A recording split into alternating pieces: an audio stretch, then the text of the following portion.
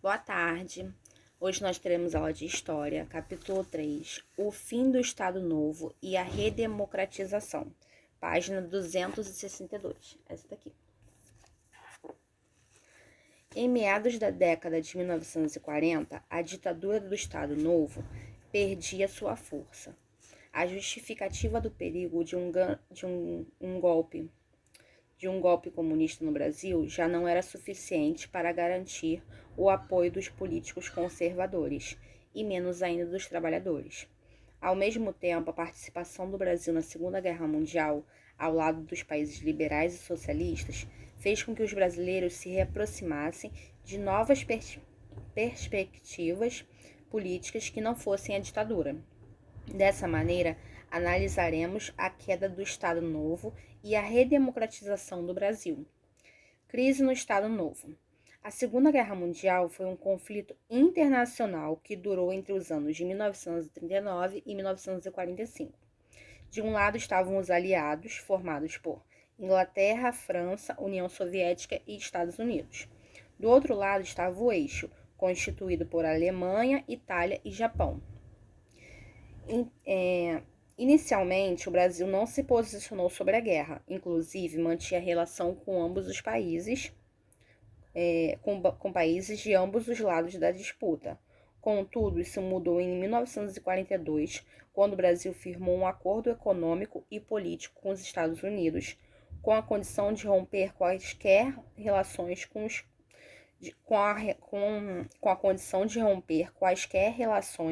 com os países do eixo. Então, a Segunda Guerra Mundial, aconteceu entre 1939 até 1945.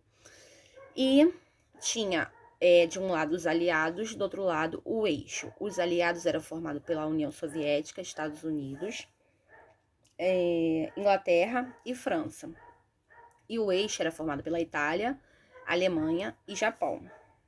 É isso mesmo, Itália, Alemanha e Japão. E, no início, o Brasil não se posicionou, ele se dava bem com os dois lados, só que em 1942, ele fez um acordo político com os Estados Unidos, um acordo político e econômico. E, em troca, os Estados Unidos queria que o Brasil cortasse completamente o laço com os países do eixo. E foi isso que aconteceu. Então, o Brasil simplesmente cortou o laço, mas não tinha entrado na guerra ainda. Em resposta ao acordo, a Alemanha começou a atacar navios brasileiros no Oceano Atlântico. Dessa maneira, Getúlio Vargas decidiu que o Brasil entraria na guerra, primeiramente enviando mantimentos e armamentos para países aliados. Então, aí, como o Brasil tinha cortado laços com o lado do eixo, a Alemanha se revoltou, e começou a atacar os navios brasileiros que estavam no Oceano Atlântico. E, nesse momento, o presidente do Brasil, que era o Getúlio Vargas, decidiu que, então, o Brasil iria entrar na guerra. Mas, inicialmente, eles não mandaram tropas nem nada. O presidente simplesmente começou a mandar mantimentos e armamentos para os países aliados.